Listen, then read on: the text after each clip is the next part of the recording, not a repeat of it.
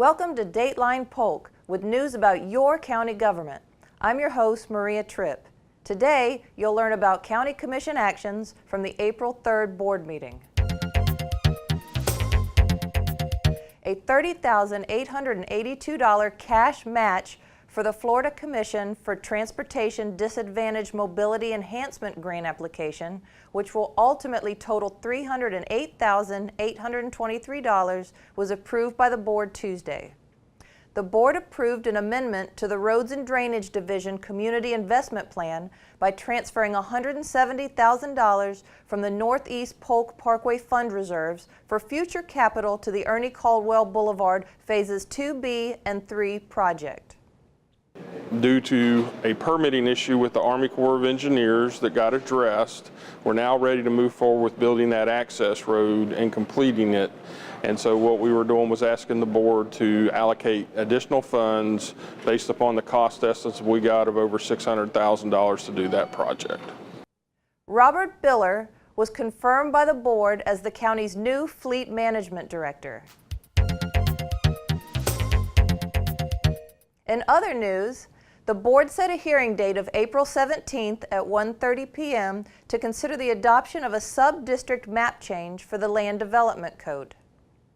An interlocal agreement with the City of Bartow was approved by the board to expand the city's core improvement area by 101 acres to improve the downtown business area and eastern edges of the city. To help finalize the transition of Polk Transit to the Lakeland Area Mass Transit, which began in 2015, the board approved an asset conveyance letter and authorized a county deed and bill of sale. Beth Evans was reappointed as a member of the Housing Finance Authority for a 4-year term that ends in January 2021. Roger Geckel was appointed by the board to the Lakes Access Advisory Committee for the remainder of a 3-year term that ends in November 2020. Paul Gerard was reappointed as member number 3 of the Polk County Industrial Development Authority for a 3-year term that ends in February 2020. William Okrepke was reappointed as a member of the Housing Finance Authority, representing finance, for a 4-year term that ends in November 2020. Gerald Robinson was reappointed as member number 6 of the Industrial Development Authority for a 3-year term that ends in January 2020. Pinellas County Clerk and Comptroller Ken Burke presented the GFOA Certificate of Achievement Awards for financial reporting for the 2016 Comprehensive Annual Financial Report and the 2016 Popular Annual Financial Report to Stacy Butterfield, who is Polk County's Clerk and Comptroller. It was an honor to appear before your commission today to present the Government Finance Officers Association Award of Excellence for your financial statements for this past year. And they were presented to your Clerk of the Circuit Court and Comptroller, Stacy Butterfield, who is a CPA, who does an excellent job of preparing your county's financial statements and making sure they're transparent to the citizens of Polk County. Yes, today it was an honor to be presented with the Comprehensive Annual Financial Report Achievement Award from the Government Finance Officers Association. This is a testament to our team at the clerk's office, the board staff, our auditors, in the preparation of the important financial statements for our county. Each year we produce a set of statements and a popular annual financial report for the citizens that is a condensed report that says where does your money come from and where does it go. We're committed at the clerk's office and comptroller to providing accountability and transparency to our citizens. The board proclaimed April 7th, 2018 as Child Fest Day. Carrie Falwell, representing the Explorations 5 Children's Museum, accepted the proclamation. Explorations 5 Children's Museum was honored to receive a proclamation from the Polk County Board of Commissioners in honor of our 38th annual Child Fest, which is happening on April 7th in Munn Park and the museum in downtown Lakeland, Florida. It's our day of advocacy and awareness, not just for the learning and enrichment that happens in the Children's Museum, but also for Pinwheels for Prevention, a statewide effort around child abuse prevention education, and for Week of the Young Child, a national advocacy effort for high-quality early childhood experiences. The board also proclaimed April 2018 as Donate Life Month. Jane Bell, representing LifeLink Foundation Incorporated, accepted the proclamation. In another measure, the board proclaimed April 2018 as Water Conservation Month. Cindy Rodriguez, representing the Southwest Florida Water Management District, accepted the proclamation.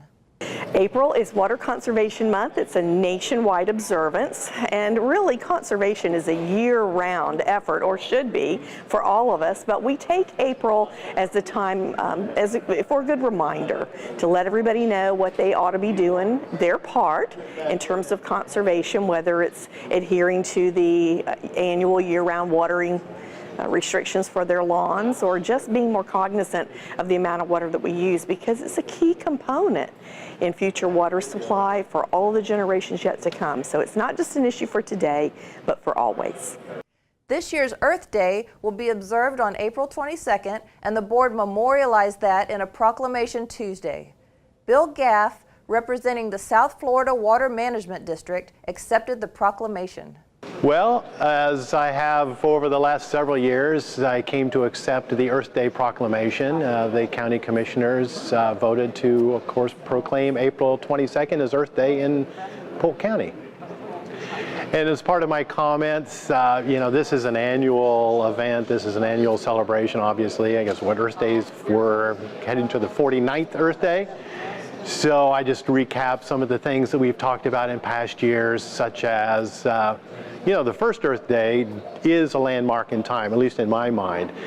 We did all sorts of things prior to that were not particularly environmentally friendly. But there seems to be, at about that point in time, 1970, kind of an awakening of an environmental ethic.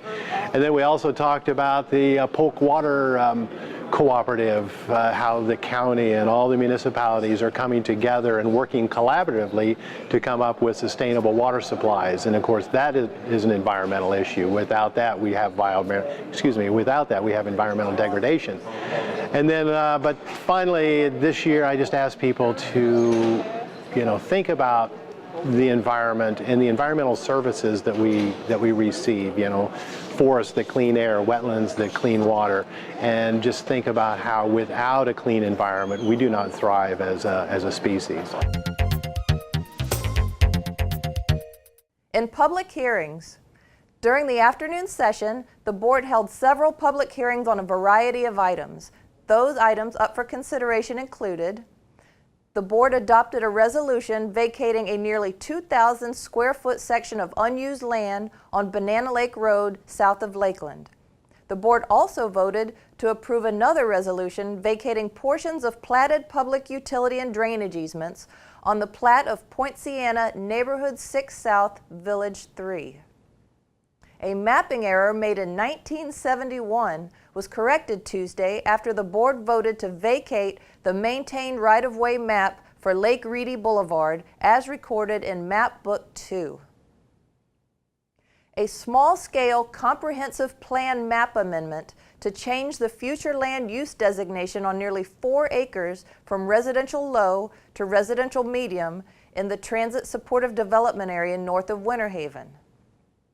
A small-scale comprehensive plan map amendment to change the future land use designation on about a half acre from residential low to linear commercial corridor on property in southwest Lakeland.